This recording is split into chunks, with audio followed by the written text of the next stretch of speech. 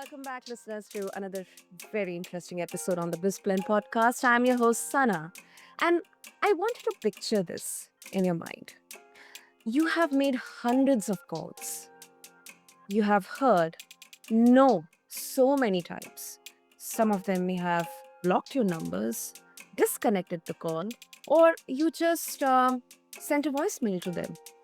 Now, so many times doing this, the word itself, it loses meaning. And yet you keep going on and on and on. What does it take to dial again after rejection number 495? What does it mean to believe that the very next call might just change everything? It has happened with me, listeners. So, my guest today, he knows that story firsthand. What started with just one person, a phone, a sheer persistence, turned into landing Zappos.com as their first big client and eventually building Indigo Promotions into partner for names like MGM Resorts, Bloomberg, and MAC Cosmetics. Some biggies right there, right, listeners? But this isn't just a story about sales, it's about grit, frustration turned into innovation, and how one breakthrough moment can reroute the entire trajectory of a business. So let's sit together in the moment of tension and possibility and dive into the story behind the call that changed it all. So, listeners, meet my incredible guest, Ethan Dowie. So, Ethan, welcome to the show, and I'm really, really excited for this conversation. Santa, I'm ready to run through a brick wall after that introduction. What a great intro. That's awesome. It's a pleasure to be here. Super, super. Ethan, oh my goodness, it brings back so many memories in there. I mean, um, 50, 100 calls every day just for that, one meeting or demo or discovery call to be booked. So many voice calls, many people threatening, if you call me once again, I'll block you or you are invading my privacy. That was fun. That was fun, but yet, yes, at the same time, very frustrating, very frustrating. And it definitely needs a lot of grit and resilience in there. So, respect to you, Ethan. And 495 calls, that's huge. Let's say if I do 100 calls every day, five, an entire week, maybe I'm just guessing. And 495 calls went nowhere before Zappos said yes on the 496th. What was the feeling in there? What kept you going on and on, instead of giving up? Well, it's so funny because to bring everyone back to year one, day one of Indigo, which was February in 2021, I didn't know what I was doing. Like, it wasn't like I was coming from this spot of I had all these merch ideas and I knew what I was doing in merchandise and I knew how to grow a business and I knew how to manage employees. I didn't know anything. So to me, I just kind of sat back and said, okay, I have this business now. And step one to me is to get clients, even before I even know what I'm doing. So I was kind of just on autopilot. And in my mind, for some reason, that was the step one to start this thing off, to kick this thing off and get it going. So I just was finding numbers. I was dialing them. I didn't know what to say. I didn't have a script. I was kind of just going off of the dome. So it's not like I was doing anything structured or right. I was hoping that after a bunch of calls, I would just kind of figure out what worked, what didn't work, and how I could almost chisel away at people and finally get to a point where I sounded educated in my space and like I knew what I was doing. And it truly did take 495 calls to finally get to one where I was like, hold on, I feel good right now. Like I know what to say. I'm kind of feeling them out a little bit. And when I finally did to get to that cold call where I called Zappos and I got through and I get a contact number and I get an email, I was just like, wow, like I did it. And I always say people have like a it's over type moment in their story of business building.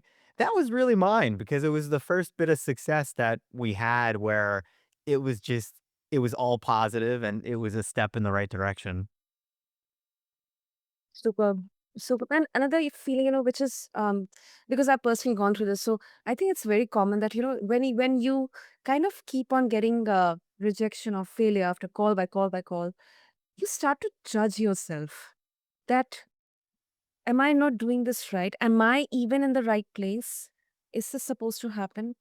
I think, and that sense of judgment and failure, it kind of consumes you from inside out. So uh, did these kind of thoughts come into your mind, when you got so many rejections doing those 495 calls? Oh, for sure. I mean, I think I am fortunate that I was very okay. I was very real with where I was at. Like I knew that I think it would have been worse if I was coming from from a spot in my career of, like, knowing everything, because then the calls not getting through and not getting to anybody would have impacted me more, but I looked at it as, "Okay, I'm kind of a rookie in this industry, I don't really know my stuff, so, yeah, I have to be slapped around a little bit by people." So, it kinda just gave me an excuse to fail and to be Mm. okay with not achieving anything for that first entire 6 months, 5 months, whatever you wanna call it. So, I think being able to sit back and not taking yourself too seriously and just being like, "Hey, stuff happens. I don't have to be perfect every day or good at this yet." And just knowing that you're eventually gonna get better, that's a very powerful mindset tool right there, no matter what business you're in. And, I use it to this day. I still cold call people when I have the time. I still cold email people and set up all these campaigns, and we still get people who say like, "We're not interested," and, kick rocks. And now that I've heard it so many times, it's like just second nature to just kind of take that in and it make sure it goes out the other ear. But starting out, it's definitely harder to do that. And I think not taking yourself seriously is step one there to make sure you don't get too affected by it. Yeah, of course, of course. I think that there's a very major lesson lies in this entire endeavor, for especially for entrepreneurs and founders, because uh, it's kind of an isolated journey, and a lot of times they have to face rejection, um, failure, or maybe no from investors, or they're not able to find the right customers in there. So I think it's a very you know if we look at the bigger picture, a very major lesson, and I think a life lesson as well about grit and resilience. And secondly, which is my personal favorite, is cold call is not dead. It will be there even in this age, when we look at different platforms like LinkedIn and all that stuff. Cold call is never going to die. So thank you for still sticking to it, Ethan. Absolutely, and I totally agree with that as well. I mean, I think, that's been a game changer to us, just not being afraid to pick up the phones and call people who we think would be not worthy, but just would benefit from being in our world, and that's how you have to look at it.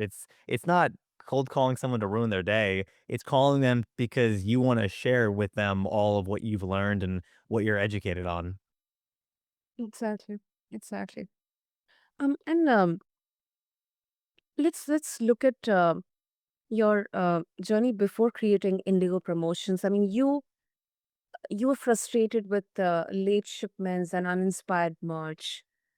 How did that experience? I mean, you kind of, you were actually already running, going through the problems. When we talk about selling a product, or finding a problem, uh, something that keeps uh, maybe the customer awaken at night, or some kind of gap in there. You already were experiencing that gap. So how did this shape the way you built your company? Yeah, I before I started Indigo, I would always run into stuff with merchandise, branded merchandise, apparel, hard goods, just anything that was being designed.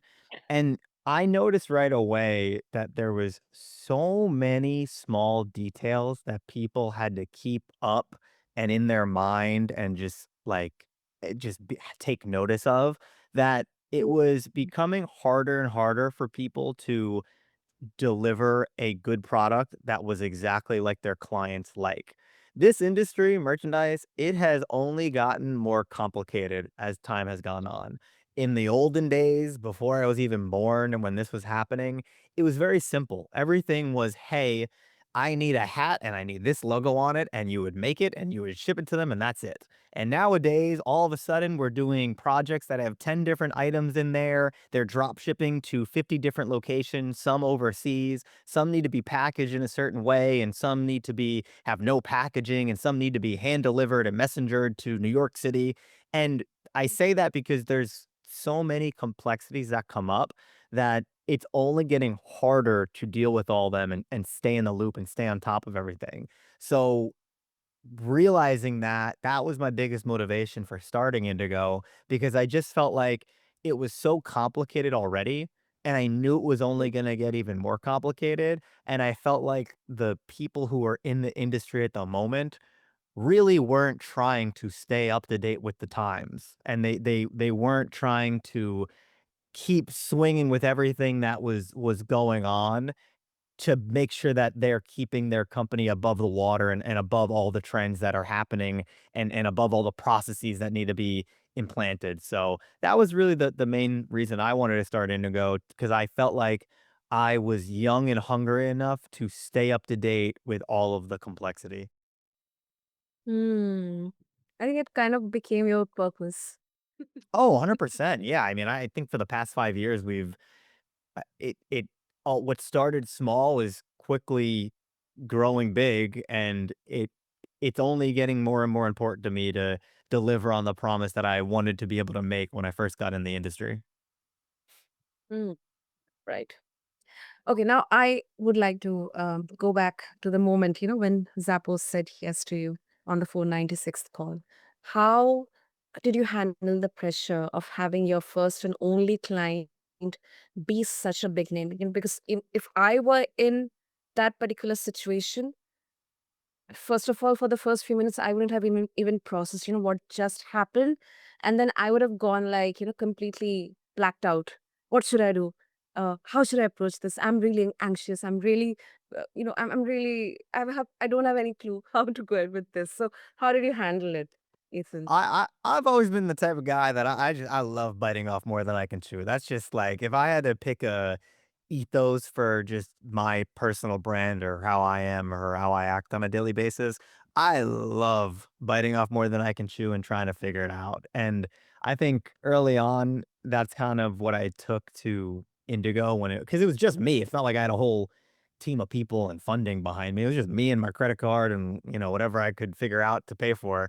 Um, so I knew that it was gonna be a challenge because now I have this big client on my list, on my roster, and I don't necessarily know what I'm doing yet. So it was kind of funny to think about because it was this like chicken or the egg situation where I knew I needed big clients to bring in revenue, but at the same time, I also need to know what I'm doing. And it's the best kind of, feedback you can get as an entrepreneur is from clients who are actually using actually going through your business and purchasing and getting your product and receiving it on a day-to-day basis. So where Zappos was really cool is they kind of were cool with me educating myself as we built our relationship, and that I will be forever grateful for them, because it was like on the go learning. We have a project, I'm learning about the industry and everything else as the project is going on, and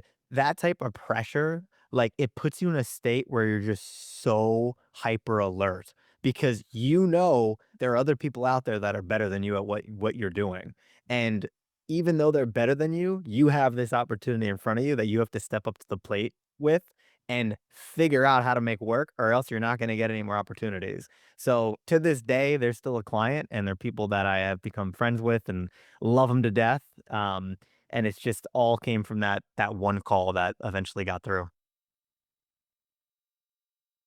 That's really heartwarming, Ethan. And now some people here would argue that making 495 calls, it's like and that to failed calls, it's a waste of time, that smarter entrepreneurs, they would look for some better option. They would pivot very soon. Do you think persistence is always a virtue, or it can become stubbornness? That's a great question. I feel like one of the best pieces of advice that I got early on, even I think I even heard it before I started Indigo, was you have to do things that actually don't scale early on. And the reason why I feel like that's relevant is because nowadays, my company and my team, we don't have time to make 495 calls to no avail. But at the time, I did. And after making so many calls, I learned a lot about the process of what clients need to hear or what prospects need to hear to possibly bring you into their world. So if I wasn't sitting around and making those calls, I feel like I would have been spread in so many other directions, and I wouldn't have been learning as fast. So, I think the fact that I was just so tunnel vision focused on making these phone calls and figuring out how to get in these doors with the phone calls and who to email and whatnot, I feel like that really helped us in the long run in the long term. So, although we can't do that nowadays, and that wouldn't be possible and it wouldn't be relevant for us, at the time, it was perfect, and doing that early on was very, very helpful for us, and, I think long term led to a lot of growth. Hmm. Yeah, I think that's it's kind of you know, I really like that tension because in when we talk about business, I think that the same persistence, it creates breakthroughs, that become like blueprints. Uh, you know, that can also kind of blind us if we are not mindful or careful. So I think yeah, that definitely makes sense. And also, Ethan, of course, landing Zappos, it was huge. You have huge clients like MGM Resorts, Bloomberg, then Mac Cosmetics. These are really some big brands out there. But now some founders, they would say that relying on big client early on, it's a risk, almost dangerous, because it can really kind of reduce our focus towards scale or growth. Do you think that gamble helped you or hurt you in the long run? Yeah, I don't know if I see it like that, like, I Okay. I think it's very I think that's a surface level way of looking at business because and I'll tell you why, because I feel like at the end of the day, you have to know your product better than anybody else. You have to know your service better than anyone else. You have to know your platform better than anyone else. And regardless of who you're servicing, whether it's one client or a million different clients, if it's bad, your product, and if it's no good and if it's not doing anything to help or advance somebody's life in some way and make something easier, then you're gonna lose clients regardless. So I feel like whether they're big or small, it's almost like that didn't even drop into my mind. It was more so just perfecting our craft so that we could then choose whoever we wanted to work with, and we could then have the ability to be in whatever room we wanted to be in. And now that we're able to leverage such big companies and use their names and say we work with them and show off their projects, that alone has gotten us into different rooms with bigger, clients than even them. And I just think you gotta find a way to have a seat at the table with your ideal clients, regardless of who they are. But your product has to back you up, and then you'll get to that point where you can use it as a branching off point. Absolutely. Absolutely. I think that's a very, very fundamental and very crucial point that you mentioned in there, Ethan. And what advice would you give to founders, who dream to land with a big client with a big name in there, but they may not be ready for it? Yeah, I think a good piece of advice that I wish I was told was definitely, yeah, it's so cool and, like, hip to think about landing a big client and, just, "Oh my gosh, I can't imagine all the orders we would get," and, how fun it would be to work with such a organized team. But you have to make sure that you're organized yourself and that you have educated yourself and have built up your skills enough to be able to handle someone that is a huge client. Because sometimes you get in these doors, but you shouldn't have even been there yet. And that was my situation all day long because I'd be talking to these big companies and I barely knew what I was even speaking about in year one or year two. And it's funny now looking back because I was just like, I can't believe I was talking to them and I thought I knew what I was doing. But I think you really have to be mindful and to a degree be realistic with where you're at with your skills so that you know if you and your team can handle what you're targeting. Business is a tough game. It's fun and I love it, but it is a tough game that you have to, there's a lot of things to master and knowing what you can handle and what you're ready for is definitely one of them that not many people talk about much. Wow. That's a really good one, Ethan. Really good one.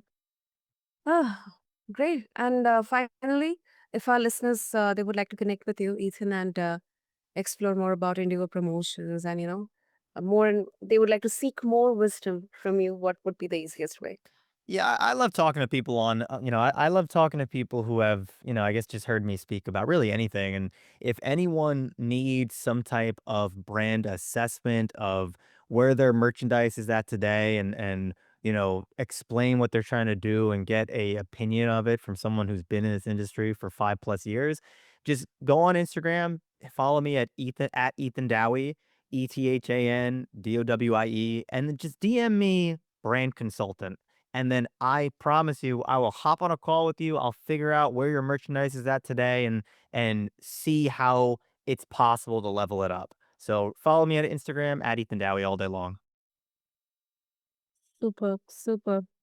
I'll make sure to have all the links in the show notes for all of you listeners. And Ethan, thank you so, so much. I think, many of people out there, they would call that, if you're getting 1 in 100 calls conversion, then it's just sheer luck. There's no talent out there. But I do not agree. It definitely, it was a moment for you that was earned through every single rejection, no before it. So thank you so, so much for sharing your journey and wonderful, wonderful, very practical insights. And really showing us that sometimes the breakthroughs that we are chasing, they aren't far away as they feel like. Thank you. Well said. Thank you so much for having me, Santa. I really appreciate it. Yeah, absolutely. And to all the listeners out there, maybe your own version of your 496th call is just around the corner.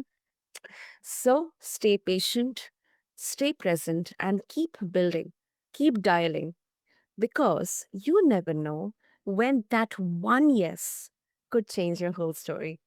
So, thank you to everyone for tuning into this blend. Do make sure to connect with Ethan and go check out Indigo Promotions. Just refer to the show notes along with this episode on your favorite podcast platform. Until next time, keep blending grit with growth here on this blend. Thank you.